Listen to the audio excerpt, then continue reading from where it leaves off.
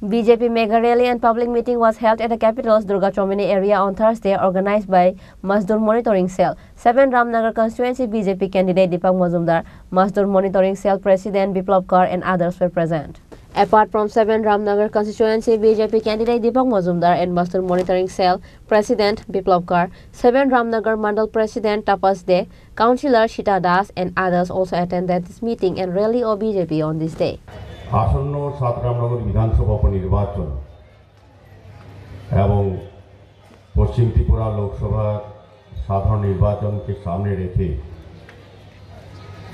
ভারতীয় জনতা পার্টি সহ বিভিন্ন সংগঠনের পক্ষ থেকে বিভিন্ন কর্মসূচি, বিভিন্ন কার্যক্রম প্রতিনিয়ত প্রতিদিন করা হচ্ছে। তারই অঙ্গ হিসাবে আজকে মনিটরিং সেলের উদ্যোগে এই সভা।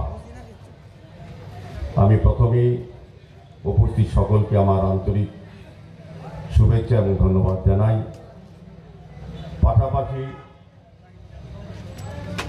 উপস্থিত সকলের সঙ্গে এই রামনগর যারা নির্বাচক মণ্ডলী আছে এবং পশ্চিম ত্রিপুরার যারা নির্বাচক মণ্ডলী, প্রত্যেকের কাছে আমি ব্যক্তিগতভাবে আমার বা দলীয় তরফ থেকেও আমি দীপক মজুমদার এই ৭ রামনগর উপনির্বাচনের প্রার্থী হিসাবে আপনাদের আশীর্বাদ চাইছি, ভোট চাইছি এবং কাজ করার সুযোগ চাইছি।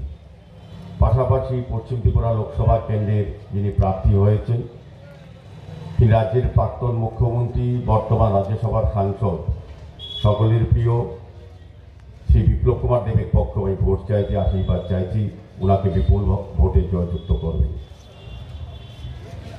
তো নির্বাচনী সভায় বিপ্লব কর মহোদয় এবং তাপস দে আপনাদের যেমন ভোট চাইছেন, আশীর্বাদ চাইছেন, পাশাপাশি এই রাজ্য সরকার এবং কেন্দ্রীয় সরকারের এই রাজ্যের উন্নয়নের জন্য কি কি কাজ করেছেন, বিশেষ করে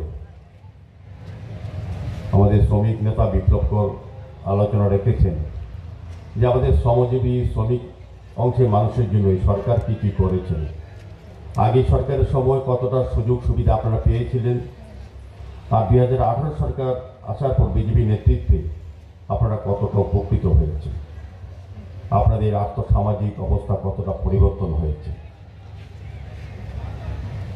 2018 আগে যারা আপনারা এই রাজ্যে যারা বসবাস করতেন, যারা বিভিন্ন পেশায় বিভিন্ন জায়গায় কর্মরত ছিলেন বা কাজ করতেন, তাদের কতটা অসুবিধা হতো, রাজনৈতিকভাবে কতটা তাদের বিরুদ্ধে সন্ত্রাস, রাজনৈতিক অত্যাচার, নির্যাতন, এবং 2018 বিজেপি নেতৃত্বে সরকার আসার পর তার থেকে কতটা মুক্ত হয়েছেন, পরিত্রাণ পেয়েছেন, এটারও বিবেচনার বিষয় হচ্ছে নির্বাচনের সময়। 2018 আমাদের রাজ্যে সরকার প্রতিষ্ঠিত হওয়ার পর সামগ্রিক রাজ্যের সকলের উন্নয়নের সঙ্গে সঙ্গে কিন্তু আপনাদের যারা শ্রমজীবী মানুষ, যারা শ্রমিক, তাদের জন্য কিন্তু সরকার অনেক কিছু কর্মসূচি গ্রহণ করেছেন, অনেক কিছু কর্মসূচি বাস্তবায়িত করা হয়েছে, যেটা বিপ্লব কর বলার চেষ্টা করেছেন বা তুলে ধরেছেন। তা আমি বলবো এই নির্বাচনটা শুধুমাত্র দীপক মজুমদার বা কিংবা বিপ্লব দেব কিংবা প্রীতি সিং দেববর্মাকে ভোট দেওয়া নির্বাচন নয়। এই নির্বাচন হচ্ছে মোদিজিকে তৃতীয়বারের জন্য প্রধানমন্ত্রী হিসেবে নিযুক্ত করা নির্বাচন, নির্বাচিত করা নির্বাচন, এবং দেশের সার্বভৌমত্ব, দেশের সুরক্ষা, দেশের গণতন্ত্রকে সুদৃঢ় করার ক্ষেত্রে মোদির হাতকে শক্তিশালী করার এই নির্বাচন। ৭ রামনগর উপনির্বাচনে আমি যারা রামনগরের ভোটাররা আছেন, নির্বাচক মণ্ডলী আছেন, তাদের কাছে আমার প্রার্থনা, আমার প্রত্যাশা যে তারা আমাকে কাজ করার সুযোগ দেবেন। এই নির্বাচনী এলাকায় সারা রাজ্যের উন্নয়নের সঙ্গে যাতে রামনগরের উন্নয়ন আরও ত্বরান্বিত হয়, সেটাকে সামনে রেখে আমাকে কাজ করার জন্য আশীর্বাদ করবেন। Reported by Amit from Magatala, Chini Khorang.